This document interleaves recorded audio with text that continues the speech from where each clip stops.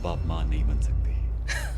नहीं शादी करनी है। मेजॉरिटी लोग अब 30s में शादी करना चाहते हैं या लेट 20s या अर्ली 30s में। एज और उनके डाइटरी चॉइसेस या लाइफस्टाइल की वजह से या वेट गेन की वजह से, even going to a gym and taking steroid supplements की वजह से उनकी फर्टिलिटी खराब हो रही है। उसी तरीके से स्पर्म क्वालिटी ऑल्सो डिक्रीज। जो सप्लीमेंट्स होते हैं वो भी इम्पैक्ट करते हैं इनफर्टिलिटी को। यस। कैसे? स्पर्म काउंट को बढ़ाने के लिए क्या कर सकते हैं? How does like stress impact infertility? जो सबसे सिंपल चीज़ है,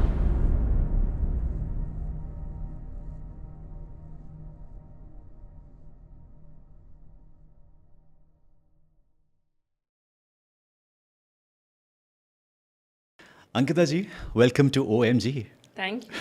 कैसे हैं आप? गुड। कभी आपने मूवीज देखी हैं बचपन में? बहुत। बहुत सारी। हाँ। I remember one dialogue in a typical movie scene, अब आप माँ नहीं बन सकती। And that use to be like oh my God.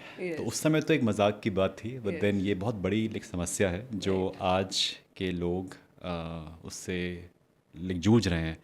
So what is going wrong? क्या हो रहा है? So a lot of factors are there, a lot of cumulative factors. बहुत सारे factors are coming into play. उसमें हमारे lifestyle choices भी हैं, age is there, environmental toxins हो सकते हैं, pollution हो सकता है, हमारी diet हो सकती है, बहुत सारे factors आते हैं. For example, जैसे again सब अभी everybody is studying. either they are studying or they are working and उनको अभी नहीं शादी करनी है। मेजॉरिटी लोग अब 30s में शादी करना चाहते हैं या लेट 20s या अर्ली 30s में। Then they want to enjoy their life, they want to travel, they want to work, they want to earn money before taking a plunge कि whether they want to start a family और not. तो family start करने के बारे में बहुत late सोचते हैं, 33-34 के जब हो जाते हैं आजकल तब सोचते हैं सब लोग। सो दे डोंट रियलाइज़ कि एज और उनके डाइटरी चॉइसेस या लाइफस्टाइल की वजह से या वेट गेन की वजह से या even going to a gym and taking steroid supplements की वजह से उनकी फर्टिलिटी ख़राब हो रही है। So by the time they are 33-34 and then they start to plan, that is slightly late for them. And that is the reason when they reach the doctor and the doctor बोलते हैं कि अब difficult है आपके लिए pregnant होना। So the chances decreases, but it is not कि नहीं हो सकते pregnant. That is the crux basically. And अब जैसे जैसे एज बढ़ती है वैसे वैसे the number of eggs in a ovary decreases. उसी तरीके से sperm quality also decreases. Like I like to explain to my patients कि जैसे हम बूढ़े हो रहे हैं, एग और स्पर्म भी बूढ़ा हो रहा है। एंड स्पेसिफिकली अगर हम अपनी हेल्थ का ध्यान नहीं रखेंगे, इवन एग और स्पर्म की क्वालिटी भी ख़राब होगी। तो अगर कोई 33-34 ईयर्स का है या 35 ईयर्स का है, वो उस टाइम पे प्रेग्नेंट होने की कोशिश करेगा। अगर वो अनहेल्दी लाइफस्टाइल है, स्ट्रेस है, अगर वो दिल्ली में रहते हैं with all the air pollution around us, then definitely chances of conceiving will decrease. मतलब टू अंडरस्टैंड, आपने बात करी अबाउट द न्यूट्रिशन, हम जो खा रहे हैं, ऐसा क्या चीज़ है जो कि हमें इम्पैक्ट कर रहा है? So again the processed food जो सारे हम खाते हैं, अगेन स्पेसिफिकली मैं अर्बन सिटीज़ की बात करूँगी तो in the fast pace that we are living in, ज़रूरी नहीं सब लोग अपने आप कुकिंग करें या खाएं। सब प्रोसेस्ड फूड ऑर्डर करना चाहते हैं बाहर से। वी डोंट नो उसमें क्या पड़ रहा है, क्या डाला जा रहा है। फिर प्रोसेस्ड फूड लेते हैं, दे आर फ्रोज़न, उसमें प्रेजर्वेटिव्स होते हैं। देन आपने ज़रूर सुना होगा आजकल माइक्रो प्लास्टिक्स की बात होती है, जो बहुत सारी चीज़ों के अंदर मिलता है। And the age a set कि air pollution that is there, जो इन्वायरमेंटल टॉक्सिन्स हैं, बहुत सारे स्टडी में लेड है। बचपन में सबने खाया है, अभी भी सब खाते हैं, specially the ones who are working in corporates और इवन डॉक्टर्स खाते हैं। तो ये सारी चीज़ें इफ़ेक्ट करती है। सो अगर you not eating a clean balance diet, then the egg and the sperm quality वो ख़राब होगी ही होगी। Again along with the age. अगर एज को हम तो रिवर्स नहीं कर सकते, बट एटलीस्ट अगर अपनी हेल्थ को आप ठीक रख सकते हो, तो that is through clean diet, balance diet and regular exercise. That is the basic thing. Correct. How does like stress impact infertility? Okay. So again stress की वजह से बहुत सारे हार्मोनल चेंजेस हो सकते हैं बॉडी के अंदर। जैसे? जैसे कि कॉर्टिसोल लेवल्स होते हैं, एक हार्मोन होता है कॉर्टिसोल लेवल, वो रेज होता है जब भी कोई स्ट्रेस के अंडर होता है। स्ट्रेस किसी भी चीज़ का हो सकता है, your day to day life, your lack of sleep, if your sleep pattern जो नाइट ड्यूटीज़ करते हैं डॉक्टर्स या फिर कॉर्पोरेट्स में नाइट शिफ्ट्स होती हैं, तो आपका स्लीप साइकिल डिस्टर्ब हो जाएगा। तो हार्मोन जो होता है बॉडी में, जो जिस टाइम पे राइज होना चाहिए, जिस टाइम पे फॉल होना चाहिए, वो ख़राब हो रहा है, वो डिस्टर्ब हो रहा है। तो अगर cortisol levels are not right in the body, even if you are doing a regular exercise and a diet control, still you can gain weight. That is the thing. So all, and just not this cortisol level, the general hormone levels होते हैं एक female की body में या एक mail की body में, even that is impacted because of stress. तो उसकी वजह से you must have heard and many people heard PCOD in females. तो उसमें एक इम्पॉर्टेंट फैक्टर डाइट लाइफस्टाइल का तो है, उसमें स्ट्रेस भी एक इम्पॉर्टेंट फैक्टर है। तो जो सबसे इम्पॉर्टेंट ट्रीटमेंट हम पीसीओडी के लिए फीमेल्स को बोलते हैं वो है कि स्ट्रेस नहीं लो, योगा करो, मेडिटेशन करो, sleep properly, have at least 7 to 8 hours of sleep, and then have a clean diet and a regular exercise. So just these many changes will impact her day-to-day life and her PCOD a lot. कि वो improve करेगा. We don't need to give medication, medicine की ज़रूरत नहीं है, सिर्फ in simple तरीक़ों से भी इम्प्रूवमेंट आ सकता है. सिमिलरली मेल्स में भी अगर हम देखते हैं, इट्स अ 3 month साइकिल. अगर मैंने किसी का एक रिपोर्ट देखी सीमन एनालिसिस की और वो बहुत ख़राब है, अगर 3 months भी अगर वो लाइफस्टाइल मॉडिफिकेशंस करेंगे तो वो इम्प्रूव हो जाएगा. अगर क्लीन डाइट लेंगे, बैलेंस डाइट लेंगे, रेगुलर एक्सरसाइज करेंगे, प्रॉपरली 7-8 hours की स्लीप लेंगे, यही सिंपल चीज़ें भी अफेक्ट करेंगी उनकी डे टू डे लाइफ और फर्टिलिटी को. आपने पहले कहा था कि जो सप्लीमेंट्स होते हैं जो हम जिम में लेते हैं वो भी इम्पैक्ट करते हैं इनफर्टिलिटी को. Yes yes. कैसे? So I give you example. Recently I saw a patient.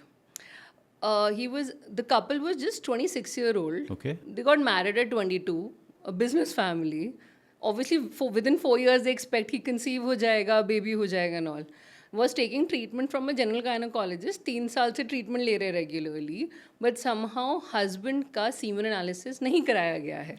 They're taking treatment में नहीं कराया गया. I'm coming to the reason क्या. तो इन इंडियन सोसाइटी जनरली कोई भी प्रॉब्लम होती है, सबको लगता है फीमेल में प्रॉब्लम है, मेल में नहीं है. तो वन वाज द रीज़न उसका सीमन एनालिसिस नहीं कराया. When I got it done, there was 0 count, there was no sperms. Then अब उसकी जब हिस्ट्री पूछते हैं तब उन्होंने बताया कि वो रेगुलर जिम जाते हैं, ही इज़ फिट. उनको लगा वो फिट है बट 0 काउंट है, ऐसे कैसे हो सकता है, and he is young, 26 years old. Then he said कि वो रेगुलरली जिम जा रहे हैं 2 साल से, he is lost 15 kgs, regular exercise भी कर रहे हैं, डाइट भी ठीक ले रहे हैं, लेकिन सप्लीमेंट्स ले रहे हैं. सप्लीमेंट्स में ही सेड कि ट्रेनर ने बोला प्रोटीन पाउडर लेना है तो मैंने वो लिया. पर मैंने कहा उसका कंटेंट आपको पता है उस प्रोटीन पाउडर में क्या कंटेंट था? ही सेड नहीं, सिंपल प्रोटीन पाउडर था. But when we got they have some component of anabolic steroids. Any kind of anabolic steroid, it's basically steroids to you, like everybody now understands steroids, is basically an alternative for testosterone, we would say. Testosterone in the body. अगर हम बाहर से किसी भी type का testosterone देंगे, oral form में, injectable form में, किसी भी फॉर्म में, तो बॉडी खुद टेस्टोस्टेरोन बनाना बंद कर देती है या कम कर देती है. तो उसकी वजह से बॉडी में टेस्टोस्टेरोन लो होने से स्पर्म्स काउंट कम हो जाते हैं. सो ये चीज़ I definitely want to tell all the public that taking gym supplements without consulting a doctor और a proper nutritionist is not a good idea. क्योंकि प्रोटीन सप्लीमेंट्स में कभी कभार लिखा होता है कि नहीं है कोई स्टेरॉइड्स, बट कुछ कंपोनेंट ऑफ स्टेरॉइड हो भी सकता है. सम पीपल डोंट टेक, उनको अवेयरनेस नहीं है तो इसलिए ले लेते हैं. कुछ को अवेयरनेस है बट वो बफ अप होने के लिए, मसल्स बनाने के लिए ले लेते हैं, बट उनको ये नहीं पता होता कि फर्टिलिटी पे क्या इम्पैक्ट होगा. तो definitely consult a proper qualified person before taking any kind of supplements in the gym, just to make the muscles. That is what. या बहुत ही वैलिड पॉइंट था कि हमारे समाज में we would end up blaming the female कि कमी इनके अंदर ही है एंड नॉट चेकिंग आउट कि जो मेल है उसमें क्या कमी है. स्पर्म काउंट को बढ़ाने के लिए क्या कर सकते हैं males? Okay.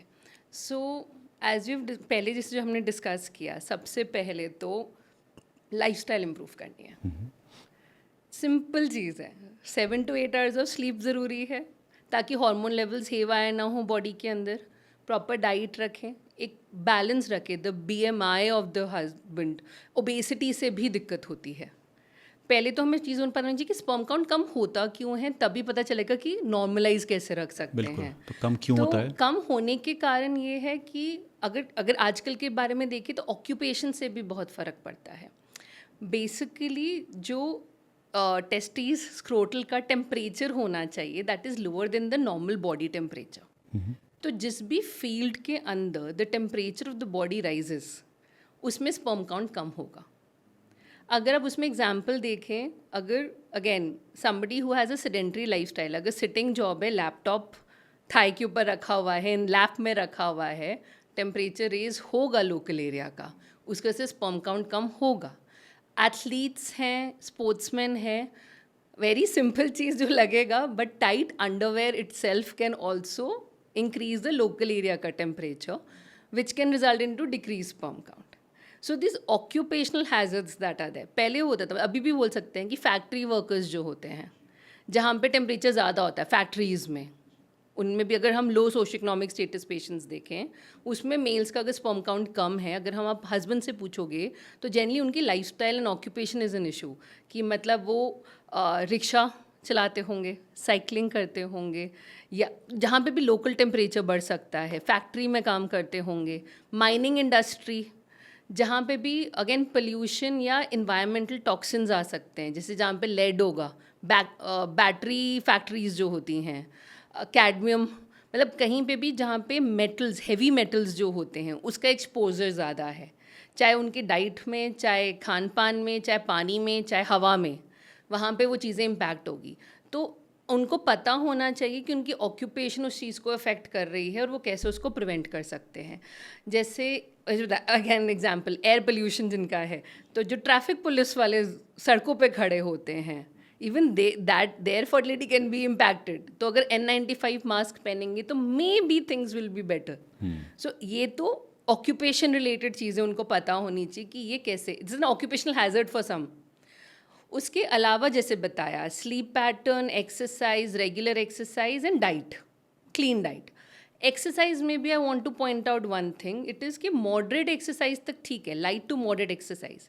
Any kind of intense exercise जैसे heavy weight lifting, again just the clothes itself plus the heavy weight lifting part, उसमें क्या होता है, there are veins around the testis, अगर वो डायलेट हो जाती हैं उसको वैरिकोसील बोलते हैं, which can also happen with heavy weight lifting and intense workouts also. So that can also impact the sperm quality and the sperm numbers. तो there are studies, evidence है medicine में कि intense workout can also be harmful for the males, इसलिए moderate physical activity is good. So if moderate physical activity without gym supplements है and you're maintaining your weight and you're having a good diet, तो कोई दिक्कत नहीं है, other then the age factor which you can not reverse. But उसके अलावा बाकी चीज़ें क्या मेंटेन करके रख सकते हो so that your fertility is maintained over the years, is these are the things. Majority of our viewers are youngsters and एक हैबिट होती है कि अपने काउच पे बैठ जाएंगे, लैपटॉप उनके थाइस पे ही होता है एंड आराम से बैठ के काम करेंगे, लाइक बीन बैक पे बैठ के काम करेंगे। And now I remember parents used to say कि देखो, ईदर हैव अ टेबल, अगर आप बेड पे बैठ के काम कर रहे हो, have a table, do not keep it on your lap. May be शायद उस समय गैप इतना था बिटवीन पेरेंट्स एंड अस कि दे कुड नॉट से इट ओपनली कि ऐसा ऐसा हो जाएगा तुम भविष्य में, बट दे न्यू इट कि ये चीज़ सही नहीं है, harmful for your health. And it was not just in terms of, ये सिर्फ इनफर्टिलिटी पॉइंट ऑफ व्यू से नहीं है, जनरली जो रेडिएशंस निकलती है आजकल वो भी अवेयरनेस है, मोबाइल से, लैपटॉप से। So not just the fertility part, your overall health can also be hampered, मतलब ओवरऑल हेल्थ पे भी उस रेडिएशंस का, इलेक्ट्रोमैग्नेटिक रेडिएशंस का इफेक्ट हो सकता है on your other organs also. One more thing that I forgot was the very important thing now days is smoking and alcohol. So smoking is definitely a no-no. Any amount of smoking, not just 1 cigarette a day or 10 cigarettes a day, any kind of smoking. even passive smoking. Yes, absolutely, is a no-no, both for males and for females, कि वो egg quality और sperm quality को ख़राब करेगा ही करेगा। उसमें ये नहीं है कि पैसिव स्मोकिंग किया या एक्टिव स्मोकिंग किया कि 1 सिगरेट लिया या 1 हफ्ते में लिया, उससे फ़र्क नहीं पड़ता, इफ़ेक्ट होगा ही होगा। तो अगेन हमारे पे, अगर हम डे टू डे लाइफ में, very important history that I take for majority of our patients is कि आप स्मोकिंग करते हैं कि नहीं, अल्कोहल लेते हैं कि नहीं। एंड वेरी कॉमनली आता है कि हाँ करते हैं. And very interestingly I tell you, OPD में बहुत बार होता है हुक्का ले लेते हैं हफ्ते में एक बार. They don't consider it as smoking, which is wrong. And आजकल तो at least in 20s I think that's a trend कि weekly you can do party and you can take a हुक्का. So that is wrong. That should not be done. Any kind of smoking. And alcohol also is a no. But okay, fine. Very occasionally, maybe. Okay, that is not going to impact that much. But smoking तो करेगा ही करेगा effect. So that's a complete no-no. क्या किया जाए? Awareness is important, especially in the teenagers and the people who are in their early 20s. If you're working really hard, आप अभी नहीं शादी करना चाहते, आप अभी नहीं प्रेगनेंसी करना चाहते, आप डिले करना चाहते हो, एटलीस्ट अपनी ओवरऑल हेल्थ का ध्यान रखिए. That is very important. And you should be aware. आपको पता होना चाहिए कि आगे जाके, अगेन आजकल सब अपनी लाइफ प्लान करते हैं.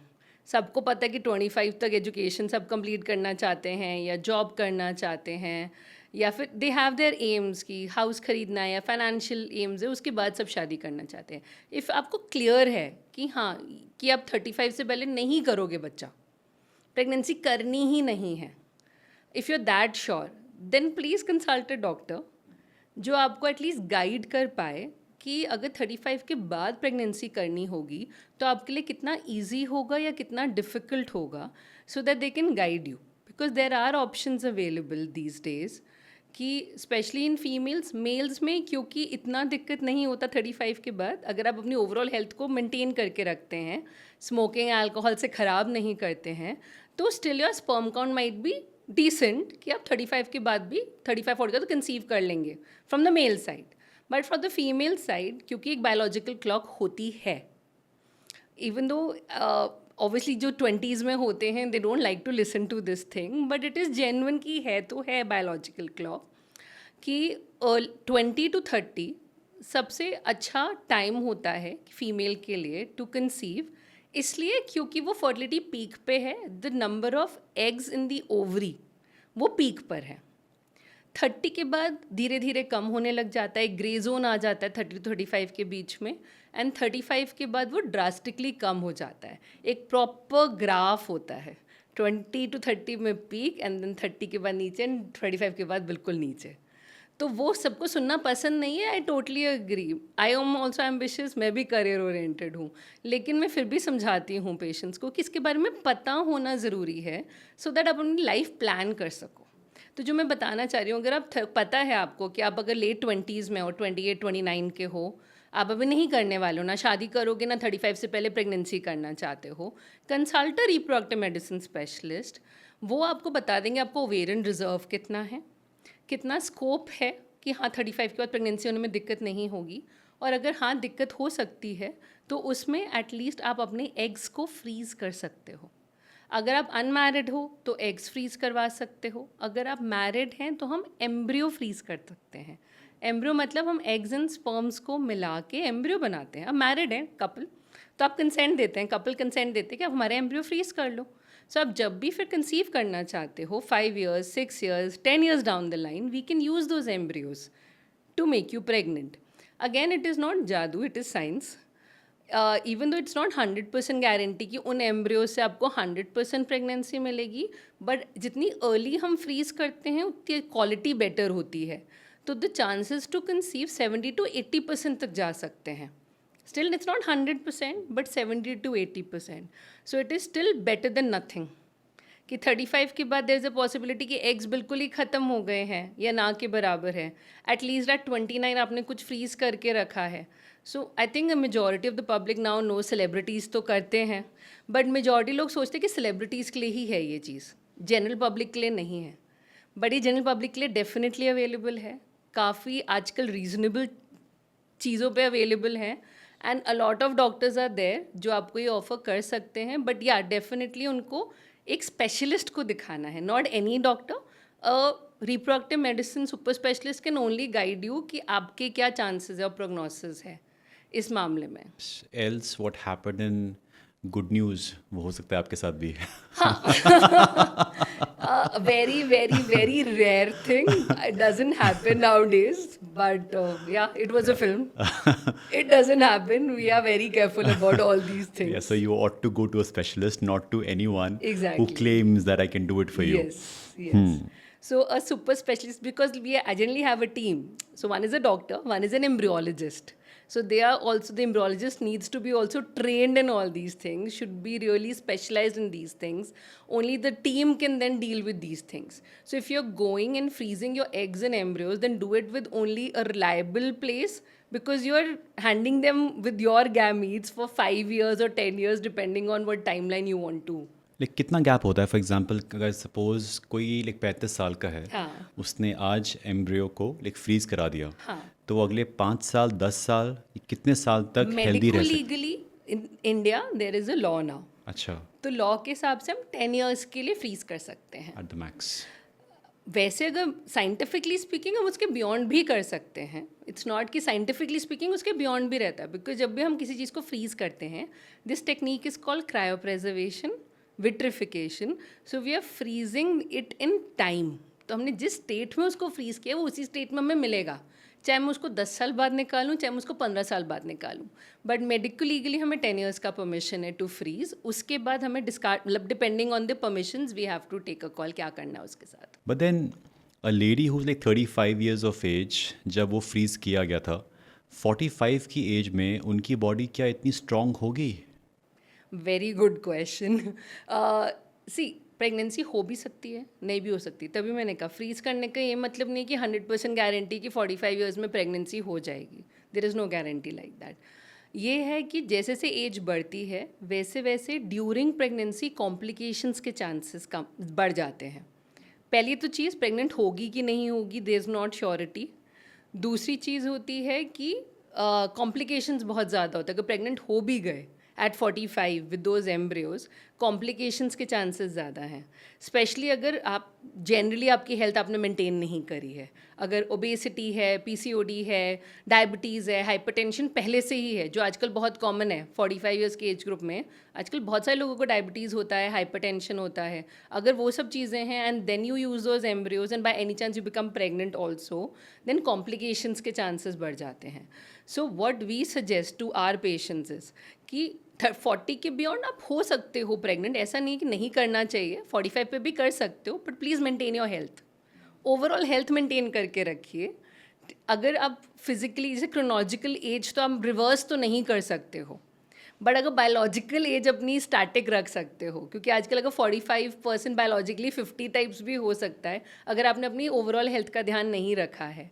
तो getting pregnant at that age, that's इसलिए रिस्की है. इट्स नॉट सेइंग, वो चॉइस है पेशेंट की. आई एम नॉट सेइंग कि 45 में मत हुई प्रेग्नेंट, होना हो सकते हैं अगर वो आपकी चॉइस है. But at the same time ये अंडरस्टैंड करना ज़रूरी है कि कॉम्प्लिकेशन रिस्क डेफिनेटली इंक्रीज होगा अगर आपने अपनी ओवरऑल हेल्थ का ध्यान नहीं रखा. तो प्रेफरेबली जो लेट 20s में होते हैं and they want to get pregnant between 35 to 40 और मे बी अर्ली 40s, तो लेट 20s या अर्ली 30s में अगर आप फ्रीज करवा लोगे, that is a better idea. क्योंकि जो नंबर ऑफ एग्स हैं वो भी बेटर होंगे, क्वालिटी भी बेटर होगी. तो अगर मैंने जो 35 ईयर ओल्ड का अगर एम्ब्रियो फ्रीज करके रखा, उसका क्वालिटी ख़राब होगा as compare to a 30 year old. तो वो चीज़ भी इम्पॉर्टेंट है, क्योंकि IVF के बारे में मेजॉरिटी लोगों को आजकल पता है. तो उनको लगता है, आई वोंट से कि कभी कभी कुछ पेशेंट्स को लगता है कि जादू है, 35 ईयर्स पे आएंगे तो मैं प्रेग्नेंट करके भेजूंगी. That is not the case. वो साइंस है. नंबर ऑफ एग्स होने चाहिए, नंबर ऑफ स्पर्म होने चाहिए. क्वालिटी को मैं रिवर्स नहीं कर सकती हूँ. अगर आपकी एज की वजह से क्वालिटी ख़राब हो चुकी है, मैं उसको इम्प्रूव नहीं कर सकती हूँ. We have medicines but they are mainly antioxidants. So वही चीज़ हम कह रहे हैं कि आप अपनी ओवरऑल हेल्थ को ध्यान रखेंगे. अगर मैं एंटीऑक्सीडेंट्स दूंगी तो शायद थोड़ी क्वालिटी इंप्रूव हो जाएगी, बट मैं एज को रिवर्स नहीं कर सकती. That is not in my hand. तो अगर आप अवेयर हो कि आप 35 के बाद प्रेग्नेंट होना चाहते हो, तो उससे पहले कंसल्ट कर लो डॉक्टर को, ताकि वो आपको टाइमलाइन समझा सके, आपको बता सके कि how to go about it. सीधा 35 पे आके एक्सपेक्ट करना कि 3 months में आप प्रेग्नेंट हो जाएंगे by science, it is slightly difficult. Chances of conceiving 70-80% तक रहते हैं IVF से भी, because we are bypassing all the steps that are there. अच्छा बताओ कि जो IVF प्रोसीजर है वो होता क्या है? सो आईवीएफ प्रोसीजर बेसिकली ये होता है कि जब फीमेल का पीरियड का सेकेंड डे होता है नॉर्मली, हम उनको कुछ इंजेक्शंस शुरू करते हैं। उस एम के साथ शुरू करते हैं कि हमें जितने भी फॉलिकल्स दिख रहे हैं ओवरी में, हम उनको सबको स्टिमुलेट कर रहे हैं। बेसिकली जब डे 10 डे 12 तक हम स्टिमुलेट करते हैं, कुछ नंबर ऑफ फॉलिकल्स होते हैं जिसको हम आउटसाइड द बॉडी रिट्रीव करते हैं under anaesthesia. It's a surgical procedure, small surgical When you say ये फॉलिकल्स को हम लोग एक्सट्रैक्ट करते हैं, बेसिकली क्या मतलब है? फॉलिकल्स के अंदर फ्लूइड होता है। अच्छा, फ्लूइड को हम अल्ट्रासाउंड गाइडेंस के थ्रू बाहर निकालते हैं टेस्ट ट्यूब में। ओके, वहाँ से टेस्ट ट्यूब बेबी वर्ड आया है। हम बेसिकली टेस्ट ट्यूब के अंदर एक फ्लूइड निकाल रहे हैं जो ओवरी के अंदर है। ओके, उस फ्लूइड के अंदर एग होता है। Okay, egg is a microscopic structure जो Right. दिखाई नहीं देता है। उस फ्लूइड के अंदर होता है जो हमारे एम्ब्रियोलॉजिस्ट लेबोरेटरी में माइक्रोस्कोप के अंडर देखते हैं और उसमें से एग को सिलेक्ट करते हैं। ठीक है, तो अगर 10 फॉलिकल्स हैं bye the end of all the injections, तो हम एक्सपेक्ट करेंगे कि 8 to 9 अच्छे एग्स निकलने चाहिए, जो लेबोरेटरी में पता चलता है उस फ्लूइड को देख के। ठीक है, ठीक है, उसके बाद जिस दिन एग निकाले जाते हैं उसी दिन हस्बैंड को भी एक फ्रेश सैंपल देने के लिए बोला जाता है। उस सैंपल को यूज़ करके, एग्स को यूज़ करके फर्टिलाइज किया जाता है। अगले दिन पता चलता है कि फर्टिलाइजेशन हुआ है कि नहीं हुआ है। ज़रूरी नहीं कि 8 to 9 एग्स निकले हैं तो 8 to 9 एम्ब्रियो ही बनेंगे, कम भी बन सकते हैं depending on the quality of the egg and quality of the sperms. हो सकता है 6 एम्ब्रियोज ही बने, हो सकता है 7 ही बने, वो हम प्रिडिक्ट नहीं कर सकते। Even I can not predict कि कितने एम्ब्रियो बनेंगे। वो इनहेरेंट क्वालिटी होती है एग की और स्पर्म की कि वो मिल के फर्टिलाइज होकर एम्ब्रियो बना रहा है कि नहीं। फिर हम उन एम्ब्रियो को लेबोरेटरी में ग्रो करते हैं। It can be till day 3, it can be till day 5 depending on the numbers and the quality. So do you like get to know कि जो आपने जो एम्ब्रियो लाइक बना है उसका जेंडर क्या है? नहीं, नहीं, इट्स अ नहीं। Good point. नहीं पता चलता है और पता करना भी नहीं है हमें। बिल्कुल, लीगली अलाउड भी नहीं है और हम नहीं पता करते हैं। हम सिर्फ ये देखते हैं कि एम्ब्रियो का क्वालिटी ठीक है, वो एक हेल्दी बेबी देगा कि नहीं। मेरा एम है कि मैं पेशेंट को एक हेल्दी एम्ब्रियो और एक हेल्दी बेबी दूँ। Whether it's a boy or a girl, we can not check, we do not want to check. So once the embryo is ready, उसको हम हो सकता है सेम साइकिल में एम्ब्रियो को यूट्रस में ट्रांसफ़र करें, या फिर depending on the hormone levels in the females body, या फिर उनकी लाइनिंग अगर ठीक है कि नहीं, उस बेसिस पे हम डिसाइड करते हैं कि सेम साइकिल में एम्ब्रियो वापस डाला जाएगा या फिर उनको फ्रीज कर दिया जाएगा। फीमेल की बॉडी को थोड़े दिन का गैप दिया जाएगा ताकि सब चीज़ें नॉर्मलाइज हो जाए, क्योंकि हमने हॉर्मोन्स दिए हैं उनको। उसके बाद यूट्रस की लाइनिंग बनाई जाती है इधर नेचुरली या कुछ मेडिसिन दे के, एंड उसके बाद एम्ब्रियो को वापस यूट्रस में डाला जाता है। अगेन आर एम इज़ कि एक सिंगल हेल्दी एम्ब्रियो अच्छी क्वालिटी का हम अंदर डालें ताकि एक सिंगल प्रेगनेंसी ठहरे। I have heard that in test tube baby आमतौर पे दे लाइक ट्विन्स होते हैं। Again very good question, not necessarily, depending on quality क्या है एम्ब्रियो की, क्या सिचुएशन है। हम प्रेफर करते हैं हम एक ही एम्ब्रियो डालें यूट्रस में।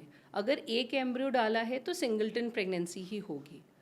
कभी कभार रेयर सिनेरियो में अगर 2 एम्ब्रियोज डालने की ज़रूरत पड़ती है तो उसमें 20 to 30% चांस है कि ट्विन प्रेगनेंसी हो सकती है। उसमें भी 100% चांस नहीं है कि अगर 2 एम्ब्रियो डाले तो ट्विन्स ही होंगे। बट इसलिए है कि पहले होता था कि इवन पेशेंट्स भी कभी कभार बोल देते हैं कि आप 2 एम्ब्रियो डाल दीजिए, ट्विन्स होगा तो चलेगा, we have no issues. But I would like to tell the patients also कि twin pregnancy as such is a difficult pregnancy to carry. अगर आप देखो कि सिंगल प्रेगनेंसी में ही कभी कभार कॉम्प्लिकेशंस आ जाते हैं तो ट्विन प्रेगनेंसीज में और ज़्यादा कॉम्प्लिकेशंस होंगे। तो टू अवॉइड दैट, अगर सिंगल बेस्ट एम्ब्रियो डाला जाए वो बेस्ट है for the mother and for the baby. Rare scenario में जब और कोई ऑप्शन नहीं होता है, उसके इंडिकेशंस होते हैं मेडिकली, तब कभी कभार 2 डालने की ज़रूरत पड़ सकती है। बट उसमें भी वी ब्रेक कि एक ही सिंगल प्रेगनेंसी ही ठहरे, ट्विन्स ज़रूरी नहीं ठहरे कि ठहरे। तो इट इज़ नॉट 100% कि सारे IVF में ट्विन्स ही होंगे। It is not like that, that is a misconception. And जिनके लिए 4 बच्चे होते हैं एक ही बार में, दैट इज़ अ रॉन्ग 4 बच्चे एक ही बार में, that is very rare scenario अगर किसी ने नेचुरली कंसीव किया, नेचुरली तो ऐसा होता नहीं है। आईवीएफ में अगर ऐसा हो रहा है तो I would say it's wrong practice, because 4 embryos नहीं डालने चाहिए। सो नेचुरली लाइक पॉसिबल नहीं है। Very rare, there are some case reports, news articles, case reports are there, but that's a very rare scenario. एक साथ 4 ovulation generally नहीं। या फिर ये है कि अगर किसी ने कोई ट्रीटमेंट लिया है, नॉट आईवीएफ, समटाइम्स सिर्फ मेडिसिन या सिंपल इंजेक्शन से भी एंड नेचुरली मिल के भी, तो बेसिकली ये कि 4 फॉलिकल्स बने, 4 फॉलिकल में से एग रिलीज हुआ एंड चारों के चारों एग्स फर्टिलाइज हो गए। Oh got it. That is the thing. तो अगर किसी ने मेडिकेशंस लिए हैं, साथ में कुछ इंजेक्शन लिए, नॉट आईवीएफ, जनरल ऑल्सो, तो अगर ओवरी ओवर स्टिमुलेटेड है, 4 फॉलिकल बन के रिलीज हो गए हैं, तब चांसेस है कि 4 एक साथ प्रेगनेंसी हो जाए। I have seen 1 or 2 cases, very rare scenario, but मतलब somewhere in periphery, not in Delhi, किसी ने ट्रीटमेंट लिया।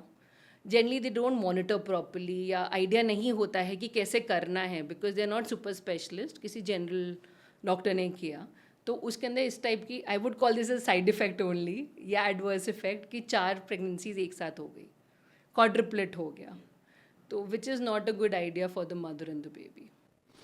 आपने काफ़ी बार इसका ज़िक्र किया कि अगर एक इंसान ओबीस है, अगर मोटापा है, तो मोटापे की वजह से वो बंदा प्रेग्नेंट नहीं हो पाएगा। ऐसा क्यों है? लेकिन मोटापे की वजह से एक लेडी प्रेग्नेंट क्यों नहीं हो पा रही है? इन फीमेल्स अगेन, जैसे कहा कि अगर ओबीस है तो हार्मोनल लेवल्स बॉडी में हेवायर होते हैं, कॉर्टिसोल बढ़ा हुआ होगा, ईस्ट्रोजन प्रोजेस्टेरॉन के रेशियोज खराब होंगे, फैट की वजह उनकी से। हार्मोन लेवल्स बॉडी में खराब होंगे। मोस्ट कॉमन एसोसिएशन पीसीओडी के साथ भी होती है। तो ओव्यूलेशन ही नहीं होता है उनमें, अगर हार्मोन लेवल्स आर हेवायर तो ओव्यूलेशन नहीं होगा। ओव्यूलेशन मतलब फॉलिकल बन के रप्चर होता है, एग रिलीज होता है बॉडी में, तभी तो स्पर्म जाके मिलेगा, तभी तो प्रेगनेंसी होगी। अगर एग रिलीज ही नहीं हो रहा है तो प्रेगनेंसी कैसे होगी? तो द सिंपल थिंग इज़ कि ओबेसिटी आपके हार्मोन लेवल्स को ख़राब कर देगा। तो सबसे पहला ट्रीटमेंट, अगर कोई बहुत ही हाई बीएमआई पेशेंट आएगा या ओबीस पेशेंट आएगा, द फर्स्ट थिंग जो हमको कहते हैं कि take 3 months, lose at least 5 to 10% of your body weight. मतलब अगर आप 90 kg के हैं, अगर आपने फिर 5 to 10 kg भी अगर लूज़ कर लिया, तो अपने आप ओव्यूलेशन होने के चांसेस है, स्पॉन्टेनियसली अपने आप प्रेग्नेंट होने के चांसेस है। या फिर इवन इफ अगर ट्रीटमेंट की भी ज़रूरत है तो at least my treatment will work better अगर आपने थोड़ा सा वेट लॉस कर लिया। Again it's not just females, even males में भी क्यों होता है, जैसे मैंने बताया, हार्मोन लेवल्स हेवायर होंगे, plus the body temperature also rises overall. तो उन दोनों कारणों की वजह से the sperm count is also low in a obese male as compare to a normal weight male. So even in males हम उनको ये बोलते हैं कि वेट लॉस इज़ इम्पॉर्टेंट, तो यू टेक 3 to 6 months। एक और चीज़ I would like to add upon is कि अगेन जैसे सब शादी लेट करते हैं, तो आजकल सब चाहते सब जल्दी हो। 3 months में प्रेग्नेंट नहीं हुए तो सब टेंशन लेना शुरू करते, 3 months हमने ट्राई किया, प्रेगनेंसी नहीं हुआ। बट दे डोंट नो कि एटलीस्ट 1 year तक आपको रेगुलरली ट्राई करना होता है before consulting a doctor. In terms of, again एक और चीज़ I would like to add कि conceiving in 1 month the chance of conception is only 20%। That also अगर आप 20 to 30 ईयर के एज ग्रुप में होंगे। अगर 20 to 30 ईयर के एज ग्रुप में है then chances of conceiving is 20 to 25% एक साइकिल में। तो जब आप क्यूमुलेटिवली ट्राई करते हैं एवरी मंथ, तब जाके 1 year में वो चांसेस 80% तक पहुंचते हैं। अगर 1 year में नहीं कंसीव होता देन कंसल्ट अ डॉक्टर, जो 20 to 30 ईयर वाले होते हैं। Again 30 to 35 year age I said थोड़ा ग्रे जोन है, अगेन उनमें भी एटलीस्ट 1 year तक वो रेगुलरली ट्राई कर सकते हैं, नहीं कंसीव हुआ then consult a doctor. But more than 35 years generally आप 6 months ट्राई कर सकते हो। Beyond 6 months don't wait, please consult the doctor, because beyond 35 years egg count and sperm count दोनों लो होने के चांसेस हैं। तो अगर आप 1 साल या 2 साल वेट करोगे कि स्पॉन्टेनियसली कंसीव हो जाएगा, then you might lose the train. That is the thing. Do you also recommend कि as a healthy like practice कि साल के एंड में we have an entire like blood test होता है, सो हैविंग कि आपका स्पर्म काउंट कितना है, आपका एग काउंट कितना है, ये हमें कराना चाहिए as a habit to have an idea कि मैंने क्या किया पूरे साल में, क्या गंद खाया, कितना स्मोक किया, कितना ड्रिंक किया, कितनी फिटनेस पे ध्यान नहीं दिया, so that I can plan the next year in the right direction. Absolutely not a bad idea because specially वही करूँ कि सबको अब अपनी रिप्रोडक्टिव हेल्थ के बारे में पता होना चाहिए, everybody is aware about it. तो अगर आप हैं रिप्रोडक्टिव एज ग्रुप में हैं और आगे जाके शादी करने वाले हैं या कर रखी है और आगे प्रेगनेंसी करेंगे सब्सिक्वेंटली, तो हाँ, you can get, it's a very simple test. Getting a simple semen analysis done is not a big deal once a year. There is no harm in getting it done so that आपको awareness है कि क्या situation है. Similarly for females हमारे पास test होता है. There is something called AMH.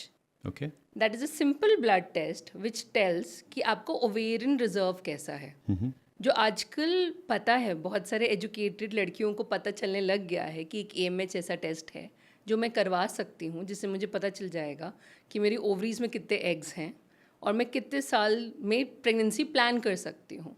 As a doctor हमने भी किया है, वी नो कि हमारा AMH कितना है एंड हम कब प्लान कर सकते हैं अपनी प्रेगनेंसी. तो अगर वो लो साइड पे है तो मुझे पता है I don't have much time.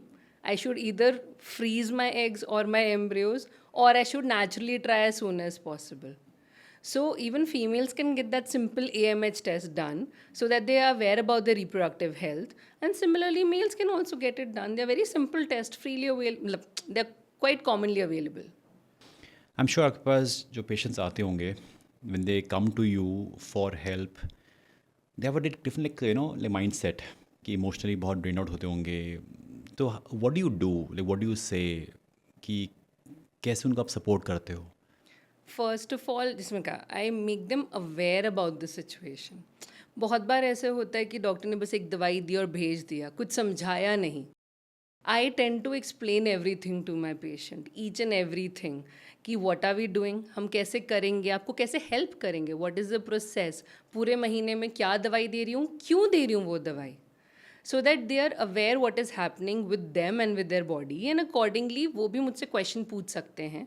So they are aware about the entire scenario. कभी कभी तो उनको लॉस्ट लगता है, अगर नहीं उनको सारी चीज़ें प्रॉपरली पता होती then they are very lost कि हो क्या रहा है मेरे साथ.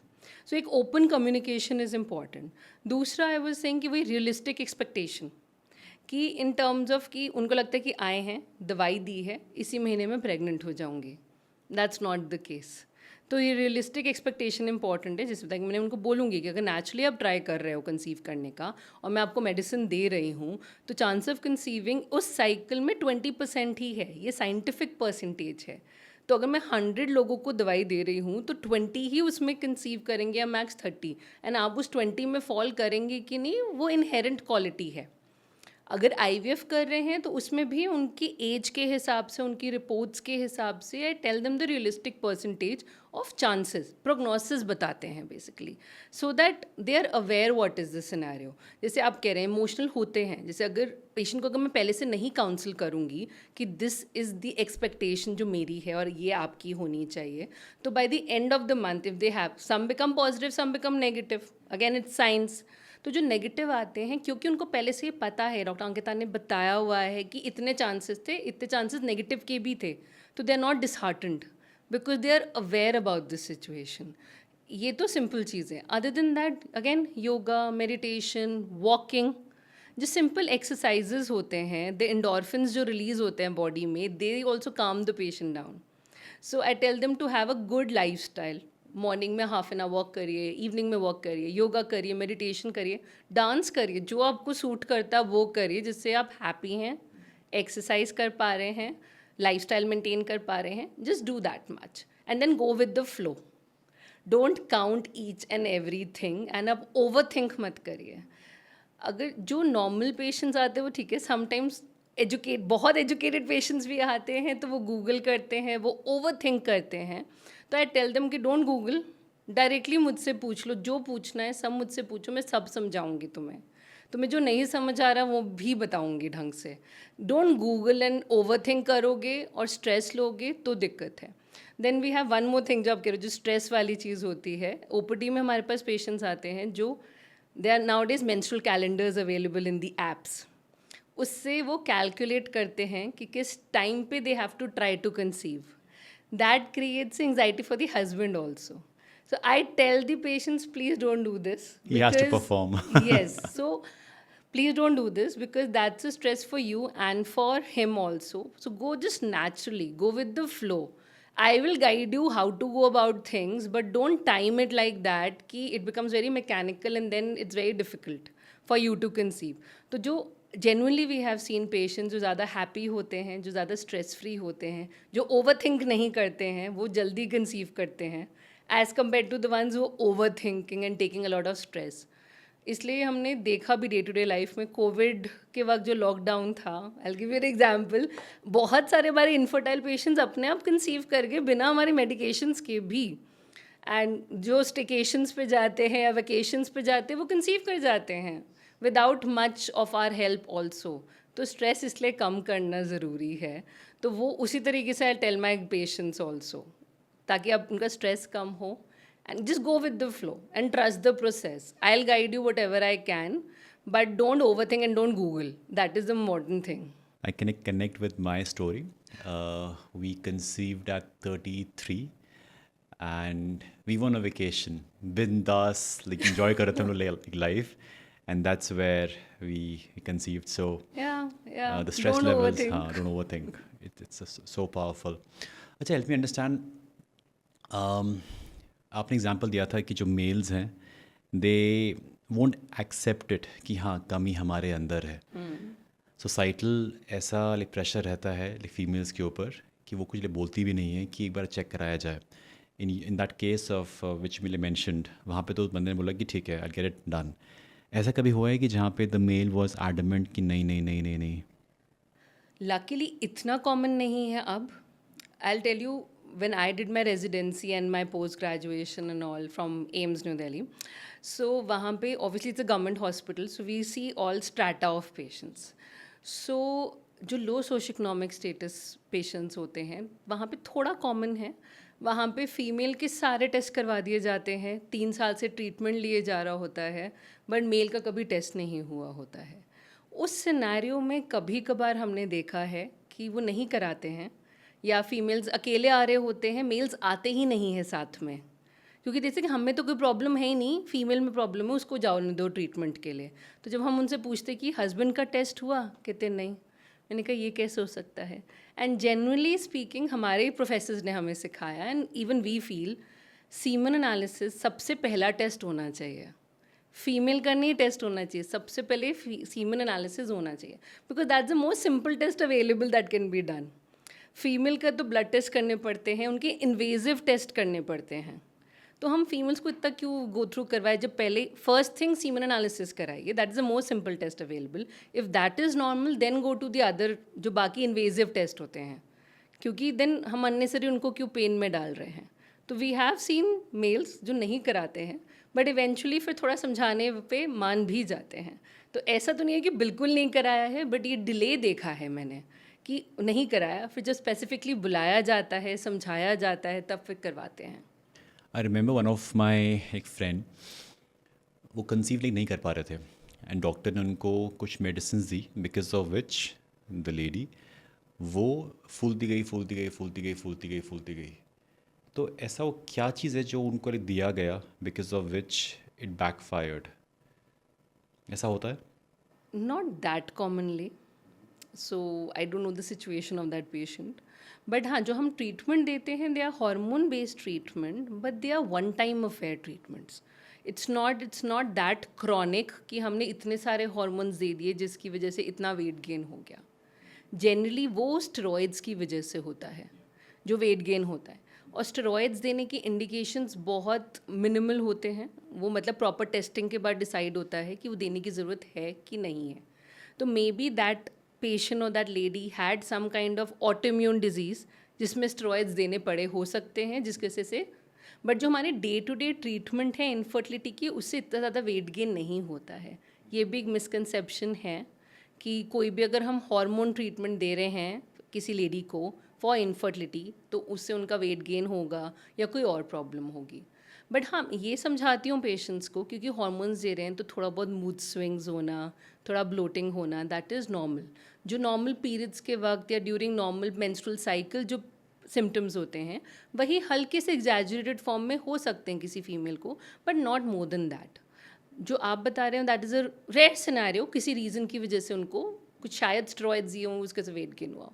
But I think what I feel is कि ये भी हो सकता है stress, cortisol levels that could have led to the weight gain also.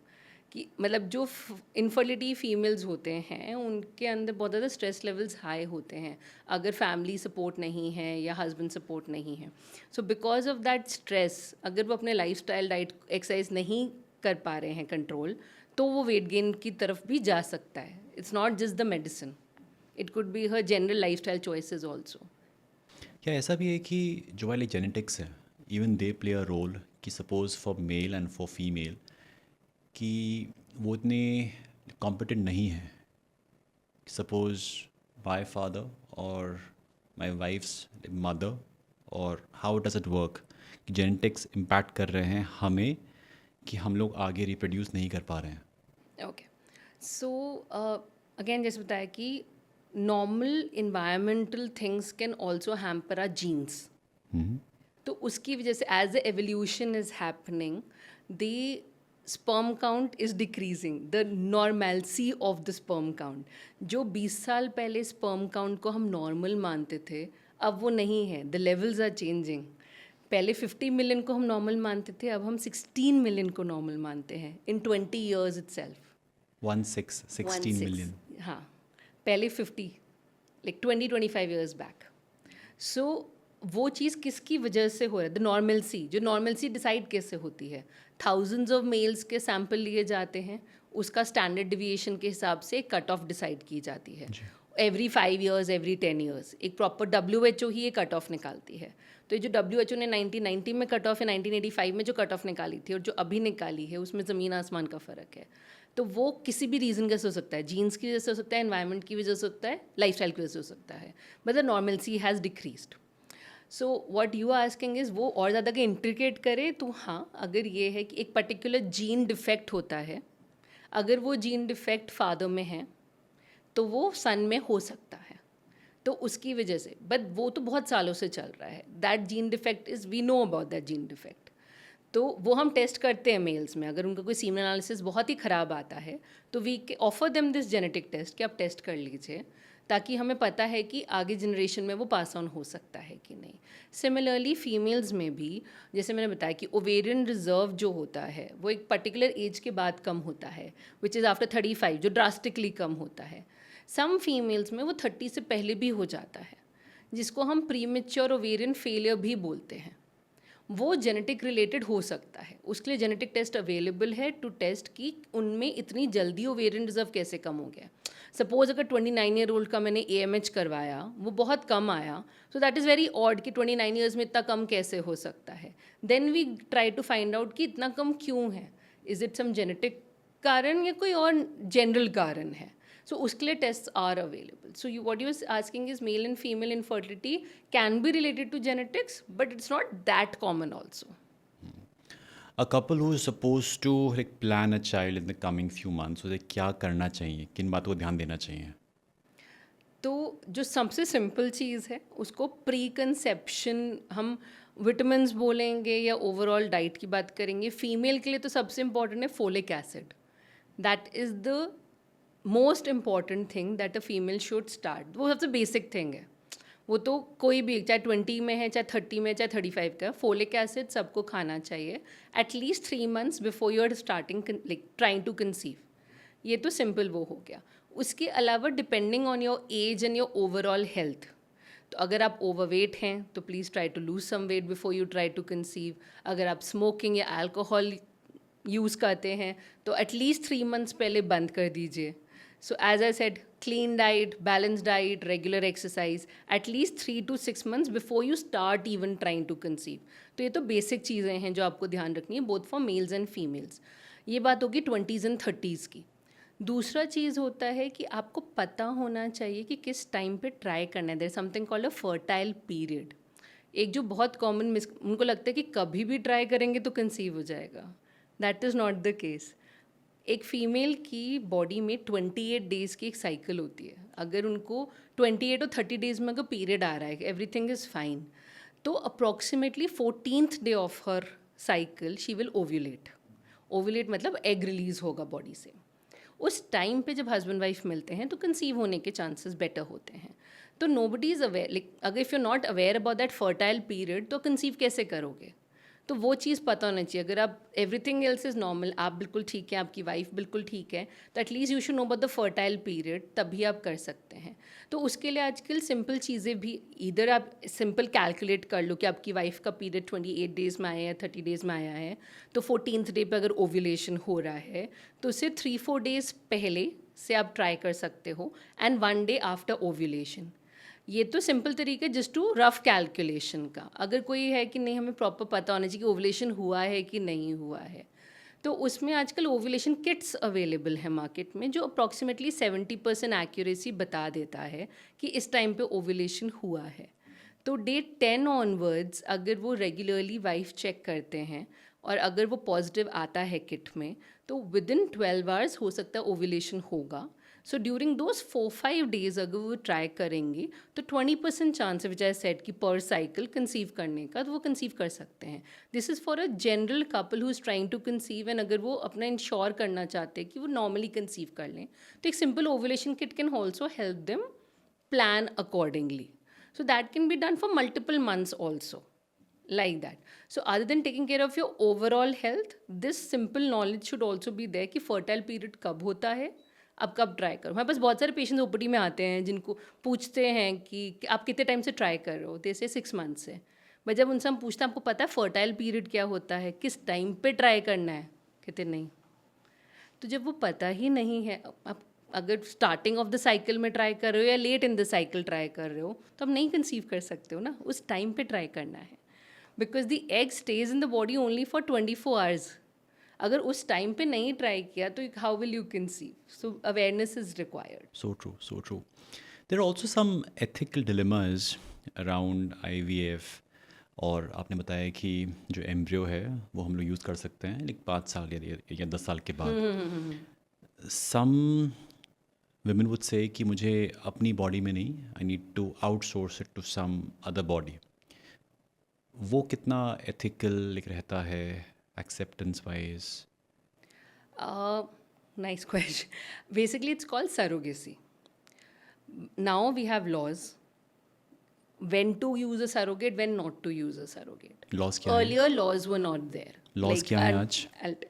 Like till 3 years back, I think 2021 तक कोई particular law नहीं था in terms of कि surrogacy किस में करनी है, किस में नहीं करनी है. इसलिए शायद थोड़ा सा surrogacy popularize हो गया था, especially from the celebrity side. कि ठीक है, आपको खुद को प्रेग्नेंट नहीं हो रहा, आप सरोगेट कर लो, तो ठीक है, खुद प्रेग्नेंट नहीं हुई, सरोगेट से बेबी आ गया. बट लॉ ये कहती है कि जो फीमेल का यूट्रस या तो नहीं है या यूट्रस ठीक से काम नहीं कर रहा है, ताकि वो प्रेगनेंसी नहीं कैरी कर सकती है, या उनकी बॉडी में कोई और दिक्कत है जिसके से प्रेगनेंसी कैरी करना उनके लिए डेंजरस है, सिर्फ उन्हीं पेशेंट्स के अंदर हम सरोगेसी अलाउ कर सकते हैं. तो अ रिप्रोडक्टिव मेडिसिन स्पेशलिस्ट को उनको एनालाइज करना पड़ेगा पेशेंट को. अगर वो हमें लगता है कि हाँ उनमें प्रेगनेंसी नहीं हो सकती ड्यू टू एनी रीज़न, चाहे यूट्रस नहीं है या यूट्रस है तो उसकी लाइनिंग नहीं बन रही है, या फिर वो pregnancy as such is dangerous for that patient because of some disease, तो ही हम उनको लिख के देते हैं कि हाँ इन पेशेंट को सरोगेट की रिक्वायरमेंट है. तभी गवर्नमेंट अलाउ करती है, एक प्रॉपर गवर्नमेंट बॉडी अब है जिसके पास उनको परमिशन लेने जाना पड़ता है, और अगर डॉक्टर ने लिख के दिया है तो उनको परमिशन मिलती है, and only then a surrogate can be taken. ऐसे जस्ट कि मुझे प्रेग्नेंट नहीं होना इसलिए मैं सरोगेट ले लूँगी, that is not allowed now. Because there is a big business which is around surrogacy. और उसी को कर्ब करने के लिए they would have brought this law in place. So I don't know much details, but definitely must have been going on. But now, according to the new law, it cannot be done. जो अगर पहले हो रहा था वो अब नहीं हो पाएगा, बिकॉज सिर्फ जो मेडिकली इंडिकेटेड है उन्हीं में कर सकते हैं, अदरवाइज हम नहीं कर सकते हैं. चाइल्ड की जो एनोनिमिटी है उसको मेंटेन करने के लिए कि किसके एग और किसके स्पर्म है, वहाँ पे कोई इशू फेस होता है? In terms of surrogacy you're talking about, तो अगेन ये सब मेडिको लीगली अब साउंड प्रोसीजर्स हैं। उसके अंदर जो रिसिपिएंट्स होते हैं, जो कपल है जो अपने गैमीट्स दे रहे हैं, उनकी तरफ से प्रॉपर एफिडेविट्स बनते हैं मेडिको लीगली कि वो एक सरोगेट ले रहे हैं और वो अपने गैमीट्स उस सरोगेट में डाल रहे हैं। सरोगेट भी एक मेडिको लीगल पेपर बनाती है कि मैं अपनी मर्ज़ी से सरोगेट हूँ और जैसे ही बेबी की डिलीवरी होगी, जो रिसिपिएंट्स हैं उनके पास बेबी जाएगा। सो इवन जो रजिस्ट्रेशन होता है नेम का and everything, that is in the recipients name. So that way it's all medically sound procedure. पहले आई थिंक दिक्कत होता होगा लोगों को। I have not dealt at that stage. I am working in this era, so I am working from that perspective. So अभी कोई दिक्कत नहीं है क्योंकि वो मेडिकली साउंड है everything, medico legally basically. Apart from what you just mentioned about IVF and surrogacy, कोई और भी चीज़ें हैं जो आ रही हैं which are helpful for those people who are a bit infertile? So, we have not discussed about this, but there's something called donor egg and donor sperm also. वो क्या होता है? उसमें जो फीमेल्स हैं, अगर ज़्यादा एज के हैं, जिनमें AMH बहुत लो है, कि इतना लो है कि एग रिट्रीव्स ही नहीं हो सकते। जब अगर एग ही रिट्रीव नहीं हो सकते तो एम्ब्रियो कैसे बनेगा? बट इंडिया में क्योंकि ऑब्वियसली इच्छा है कि आप खुद प्रेग्नेंट होना चाहते हैं, मतलब people don't like going for adoption that frequently, और even if they like I think the government laws are very strict about adoption also. In that scenario donor egg comes in to picture, जो elderly females के लिए generally ज़्यादा होता है, जहाँ पे eggs ख़त्म हो गए हैं। So again, it's a medico-legally sound thing. Government certified donor agencies are there जो प्रोवाइड करते हैं, या इवन उनके पेशेंट के खुद के रिलेटिव। अब गवर्नमेंट ने अलाउ किया है लॉ के हिसाब से कि अगर उनकी सिस्टर हैं, अगर वो अपने एग्स डोनेट करना चाहते हैं, तो we can do the IVF procedure for the sister, take out the eggs. Okay, so first what is IVF? Basically IVF के प्रोसीजर में होता क्या है? फ्रॉम पीरियड के day 2 onwards we give female some injections every day for 10 to 12 days, depending on how they are responding to our injections. We monitor them, and after that there is a small surgical procedure which is done through ultrasound, where we retrieve the eggs. Eggs are retrieved outside the body, and in the laboratory the eggs are combined with the sperms to make the embryo, right? So जो चीज़ अगर कोई 35-40-year-old कोई lady हैं, अगर उनके eggs ठीक होते तो मैं उनके साथ करती वो प्रोसीजर। लेकिन अगर उनके एग्स नहीं हैं, तो अगर उनके कोई रिलेटिव फ्रेंड हैं जो अपनी मर्ज़ी से मेडिको लीगली पेपर्स बना के डोनेट करना चाहते हैं अपने एग्स, तो हम वही प्रोसीजर डोनर के साथ कर सकते हैं। उनके एग्स ले सकते हैं, हस्बैंड का स्पर्म लेके एम्ब्रियो बना सकते हैं, जो उस लेडी में, not in the donor but जो रिसिपिएंट लेडी है उसमें एम्ब्रियो डाला जा सकता है। तो उसको हम डोनर एग IVF बोलते हैं। जो जिनका एग रिजर्व बिल्कुल ख़त्म हो जाता है उसमें करा जा सकता है। अगेन जैसे बताया कि रिसिपिएंट कपल जो होता है वो एक एफिडेविट बनाते हैं कि हम लेना चाहते हैं डोनर एग, और डोनर ये देती है परमिशन कि मैं अपनी मर्ज़ी से दे रही हूँ, एंड अनोनिमिटी मेंटेन होती है इन टर्म्स ऑफ कि मतलब बाद में वो नहीं उस पर कुछ क्लेम करेगी कि ये मेरे एग्स हैं, क्योंकि a female wants to become pregnant but the eggs are not there. In that scenario this is possible. Similarly in males, अगर मेडिसिन से या किसी और रीज़न की वजह से स्पर्म काउंट इम्प्रूव हो गया, वेल एंड गुड। अगर स्पर्म काउंट इम्प्रूव नहीं हुआ and it's almost zero and we can not do anything either surgically या मेडिकली, हम उनकी हेल्प नहीं कर सकते ड्यू टू एनी रीज़न, तब donor sperm also comes into picture. Again, that is medico-legally available if the recipient couple wants to take it. So these are the things that are available. I think patients are aware about it. But हाँ, what is exact procedure medico-legally, generally उनको ये नहीं पता होता है, इसलिए थोड़े से apprehensive हो सकते हैं उसके बाद। दूसरा, अदर देन दैट हमारे पास जेनेटिक टेस्टिंग अवेलेबल होती है। देयर आर कपल्स जिनमें कोई जेनेटिक अबनॉर्मैलिटी डिटेक्ट होती है, तो वो जेनेटिक अबनॉर्मैलिटी आगे अपने बेबीज़ को नहीं पास ऑन करना चाहते हैं, तो भी जो जेनेटिक एक्सपर्ट्स होते हैं वो हमारे पास रेफ़र करते हैं पेशेंट्स को कि this couple requires genetic testing before embryo transfer. हम एम्ब्रियो का भी जेनेटिक टेस्टिंग कर सकते हैं। जैसे फॉर एग्जांपल थैलेसीमिया शायद सुना होगा, बहुत कॉमन है। तो अगर कपल दोनों हस्बैंड वाइफ को थैलेसीमिया माइनर है तो बच्चे में थैलेसीमिया मेजर होने के चांसेस ऑलमोस्ट 25% होते हैं। तो if they are aware about it then genetic testing can be done. एक होता है कि ड्यूरिंग प्रेगनेंसी भी किया जा सकता है, बट ड्यूरिंग प्रेगनेंसी अगर अबनॉर्मैलिटी डिटेक्ट होती है तब अबॉर्शन करना पड़ता है, तो उसका साइकोलॉजिकल इम्पैक्ट ज़्यादा होगा क्योंकि ये ऑलरेडी प्रेग्नेंट एंड अबॉर्शन हो रहा है। दूसरा होता है कि हमारे पास जो कॉमनली आते हैं कि कभी कभार they are not aware about it and they already have one thalassemia major kid and they are taking care of that thalassemia major kid and उन्हें पता है कि दोबारा भी होने के चांसेस हैं। फिर जब सेकेंड प्रेगनेंसी करनी होती है तब हमारे पास आते हैं कि आप पहले जेनेटिक टेस्टिंग करिए, जो एम्ब्रियो नॉर्मल होगा जिसमें कोई जेनेटिक अबनॉर्मैलिटी नहीं होगी वही एम्ब्रियो ट्रांसफ़र करिए ताकि मेरे पास कोई थैलेसीमिया मेजर बच्चा ना हो। ये एक सिंपल एग्जाम्पल है, ऐसे बहुत सारे और जेनेटिक अबनॉर्मैलिटीज़ होती हैं जिसमें किया जा सकता है। इंटरेस्टिंग। सो यू मीन अगर एक couple both of them are minor, chances are very high for the kid to be a major in thalassemia, almost 25%। Chances होंगे। सो अगर ऐसा लगता है आपको as a couple then go for IVF। हाँ, नहीं, as a set IVF one is you conceive normally, तो during pregnancy भी test are available to find out whether the baby has thalassemia major और not, but the only problem is you already pregnant and तब detect होगा thalassemia major तो आपको abortion के लिए advice किया जाएगा। If you do not want to reach that stage तो फिर IVF इज़ इंडिकेटेड। IVF क्योंकि ना लोगों को लगता है IVF क्यों करा जब हम नेचुरली कंसीव कर सकते हैं, तो वही कह रहे हैं कि हम पेशेंट्स को दोनों ऑप्शन देते हैं। आप नेचुरली कंसीव करिए, अगर आप नेचुरली कंसीव कर लेते हो देन ड्यूरिंग प्रेगनेंसी टेस्ट करा लीजिए, अगर तब कोई दिक्कत आएगी तो फिर अबॉर्शन करना पड़ेगा। बट अगर आप उस साइकोलॉजिकल ट्रॉमा से नहीं गुजरना चाहते हो, इन that scenario IVF is useful क्योंकि हम एम्ब्रियो ही तब डालेंगे जब वो नॉर्मल होगा।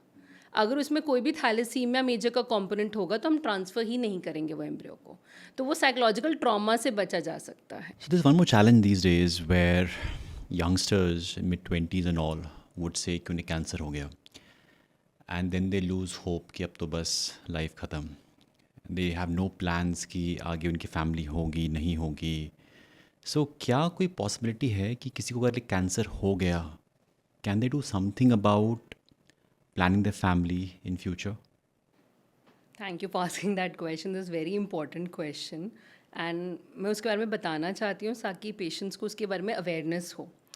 तो बेसिकली अगर किसी को भी यंग एज में कैंसर हुआ है, उसकी कोई भी ट्रीटमेंट हो, अगर आगे जाके उसको कीमोथेरेपी या रेडियोथेरेपी मिलनी है तो उस सिनेरियो के अंदर उनका चाहे मेल हो चाहे फीमेल हो, उनके स्पर्म्स या एग डैमेज हो सकते हैं। बट अभी आजकल की कीमोथेरेपी रेडियोथेरेपी से पेशेंट्स के कैंसर ट्रीट हो जाते हैं और उनका सर्वाइवल ऑलमोस्ट 80-90% पहुंच जाता है। तो अगर सर्वाइवल 80-90% है according to their cancer doctors, in that scenario उनको ये होप होनी चाहिए कि एक बार वो सर्वाइव कर जाएंगे तो वो फैमिली कर सकते हैं, आगे जाके शादी कर सकते हैं, आगे जाके प्रेगनेंसी भी कर सकते हैं। लेकिन अगर कीमोथेरेपी रेडियोथेरेपी इंटेंस है जो उनके स्पर्म्स या एग को डैमेज कर सकती है, देन पेशेंट्स को ये अवेयरनेस होनी चाहिए, प्लस द कैंसर डॉक्टर्स को भी अवेयरनेस होनी चाहिए कि वो एक रिप्रोडक्टिव मेडिसिन स्पेशलिस्ट के पास उनको भेजें। अगर बीच में टाइम है तो उनका स्पर्म फ्रीज करा जा सकता है for males and for females also, हम उनके एग को प्रिजर्व कर सकते हैं। As I said medical legally 10 years तक प्रिजर्व कर सकते हैं, और स्पेशली इन कैंसर पेशेंट्स अगर हम और यंग एज में करते हैं तो हम वो 10 ईयर्स को एक्सटेंड भी कर सकते हैं विद गवर्नमेंट परमिशन। अच्छा, ऐसा पॉसिबल है? Yes, that is possible. कितना कर सकते हैं extend? Government can give, like suppose अगर 13 ईयर ओल्ड बॉय का हमने किया जो हम करते हैं, अगर कोई फॉर एग्जांपल अवेयरनेस इंक्रीज हो रही है, एक cancer patient blood cancer patient है, 13 ईयर ओल्ड बॉय है, वो हमारे पास आए कि उनको कीमोथेरेपी रेडियोथेरेपी मिलनी है, तो हमने उनको एक्सप्लेन किया, we got the sperm sample, हमने फ्रीज कर दिया। अब ये है कि 23 ईयर्स में हो सकता है उनको शादी नहीं करनी, हो सकता है उनको बच्चा नहीं करना है, एट दैट टाइम वो गवर्नमेंट से परमिशन ले सकते हैं कि वो 10 ईयर्स और एक्सटेंड करना चाहते हैं, and we can keep it preserve till the time they want to use it. And वो सही रहेगा एज इट इज वो रहेगा? सही रहेगा एज इट इज़, इतना तो है।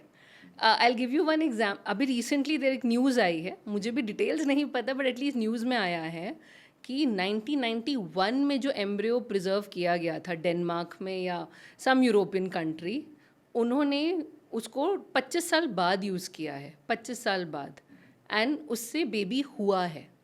Delivery has been done, the baby is fine, there is no problem. So it is not very common कि 25 ईयर्स बाद कोई गैमीट यूज़ हुआ जा रहा है या एम्ब्रियो यूज़ हो रहा है, बट साइंस हैज़ एडवांस्ड कि it can be done. could you also like throw some light over here? हमारे समाज में ऐसा बोलते हैं कि जो जेंडर है it is like decided by the female, जो उनका वूम है या जो उनके एग्स हैं, but is the other way around, yes. है ना? Yes. थ्रो सम लाइट कि इंडिया में हम सोचते हैं कि इस महिला से तो सिर्फ बेटियां ही पैदा होती हैं, हमें तो बेटा चाहिए था, and then they would end up blaming second marriage and all कि हमें इससे बेटा मिल जाएगा. Yes. Exactly what is the science, how it works for all the males Yes. who in spite of being educated still feel कि हाँ it is the women जिनकी वजह से ऐसा हो रहा है. तो मेल्स एंड फीमेल्स का जो जेनेटिक होता है उसको हम वैसे हम साइंस में हम भी यूज़ करते हैं इस तरह से. फीमेल्स को बोलते हैं XX, मेल्स को बोलते हैं XY. जो Y क्रोमोसोम होता है उसी से मेल हो सकता है, और वो Y क्रोमोसोम मेल्स में ही होता है. फीमेल में Y क्रोमोसोम है ही नहीं, तो फीमेल कैसे डिसाइड कर सकती हैं कि बेबी बॉय होगा कि बेबी गर्ल होगा. तो फीमेल्स की तरफ से सिर्फ X क्रोमोसोम आ सकता है, Y क्रोमोसोम मेल्स में ही आता है. सिंपल तरीके से सोचेंगे तो एग जो होता है उसमें सिर्फ X क्रोमोसोम होता है. Y क्रोमोसोम या सेकंड X क्रोमोसोम मेल से आता है. तो सपोज एक स्पर्म X क्रोमोसोम है, दूसरा स्पर्म Y क्रोमोसोम है. अब X क्रोमोसोम ने फर्टिलाइज किया एग को या Y क्रोमोसोम ने फर्टिलाइज किया एग को, वो फीमेल के हाथ में नहीं है. That is destiny, that is just general thing. तो वो Y क्रोमोसोम वाला जो स्पर्म है उसने फर्टिलाइज किया तो बेबी बॉय होगा. अगर X क्रोमोसोम वाले ने किया तो वो बेबी गर्ल होगी. वो कोई डिटेक्ट नहीं कर सकता. बट हाँ, वो ये है कि वो मेल की तरफ से है, तो फीमेल को ब्लेम करने का कोई फ़ायदा नहीं है उस सिनेरियो में. This was very much required because a lot of like families वहाँ पे ऐसा ही होता है कि हाँ इसमें कमी है, यहाँ तो ना हमारे यहाँ बेटियाँ ही बेटियाँ, which is a very good thing, like blessing है, but still people think in the other way around. Any last message for all those couples who are still like skeptical कि क्या होगा, ये चीज़ें कितनी सेफ हैं, बहुत एक्सपेंसिव होंगी, अगर नहीं वर्क किया तो कुछ हेल्थ पे असर आ गया तो, they have all those ifs and buts even after listening to us. What's your input for them? My input is mainly, first of all, be aware about everything. अगर आपको कोई भी डाउट्स हैं, जैसे बताया, don't Google it and get scared. Consult a specialist who can tell you each and every thing in detail. Then you take a call. What I tend to do the patient is, आपको जो questions पूछने आप पूछिए, मैं आपको सारी detail समझाऊंगी, सारे treatment options दूंगी. बेसिकली ऐसा नहीं कि सिर्फ IVF is the only treatment option. Simple medication से भी प्रेगनेंसीज होती हैं. तो सारी चीज़ें आपको बताई जाएंगी, सब चीज़ें कंप्लीटली बताया जाएगा. And then you can take a call कि IVF करना है या सिंपल मेडिकेशंस ट्राई करनी है. सिंपल बेसिक टेस्ट करवाओ अपने, सीमन एनालिसिस, आपका ovarian reserve, and based on that planning can be done, a timeline can be set. Based on your personal and professional commitments भी decisions हो सकते हैं. I have patients who have their professional commitments also, but we can work around those professional commitments also. Majority लोगों को लगता है पहले मैं ये commitment finish कर दूँ, या मेरा ये project है मैं इसको finish कर दूँ, उसके बाद मैं सोचूंगी या सोचूंगा. तो ऐसे ना करके just consult them once. Tell your timeline, personal and professional. Maybe they can guide you better कि how to go about the thing.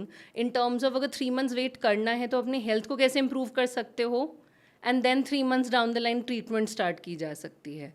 ऐसे नहीं करना है कि अभी आए हो और अभी ट्रीटमेंट करना है और अभी प्रेगनेंसी हो जाएगी. That is not the thing. You have to work over a timeline with the doctor also. ताकि आप एक बार कंसल्ट कर लो, सारा टाइमलाइन सेट हो जाएगा, आप अपनी ओवरऑल हेल्थ इंप्रूव कर लो, अपने प्रोफेशनल कमिटमेंट्स ख़त्म कर लो, एंड देन ईदर IVF और medications that can be worked out. दूसरा ये है कि जो एक्सपेंसिव कॉस्ट लगता है what I feel is कि अभी हमारी टेक्नोलॉजी इतनी एडवांस हो चुकी है IVF की, it is no more that costly. Looking at whatever everyone is working these days, I don't think majority people are financially independent enough to decide to go for a normal procedure or an IVF procedure. The general cost which people think are कि ये सिर्फ celebrities कर सकते हैं क्योंकि बहुत costly होता है, that is not the case. What is the range?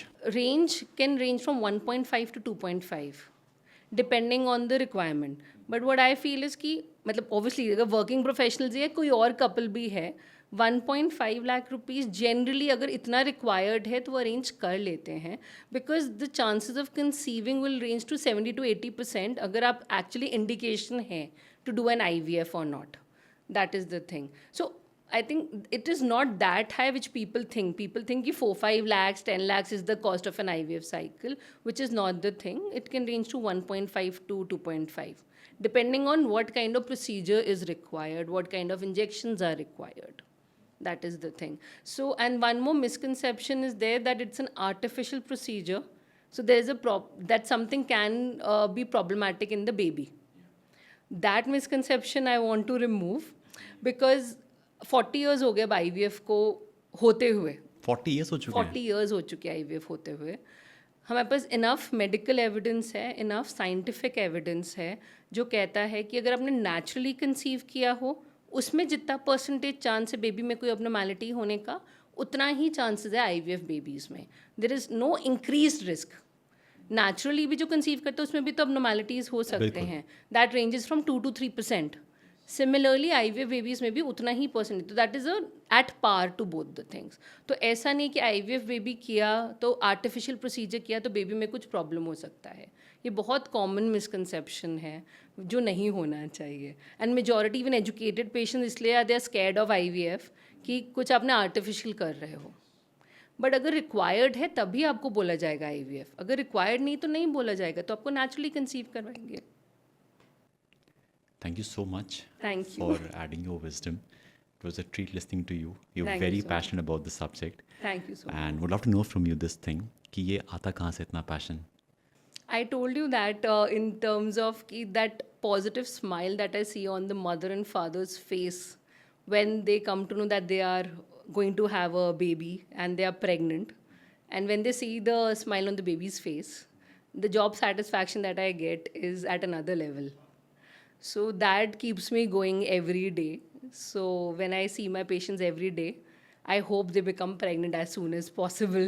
That is my general thing. And my patients also tell me when they meet me that they get those vibes from them that they will eventually become pregnant. That Dr. Ankita is giving her 200% so that you become pregnant. So on one side we are like battling against a population crisis, and out here you're like, come on, get pregnant, come on, get pregnant. No, but very good thing. There is no population crisis now. I don't know if there is a news article. There's something called total replacement rate that is there. So that should be 2.1. That is that if the couple, they are like husband wife is there, so they should have 2 kids. 2 kids. But now there's a new trend. In Yes, China, in the they have child. only one One kid. child policy. But I think there's something called double income, no kids.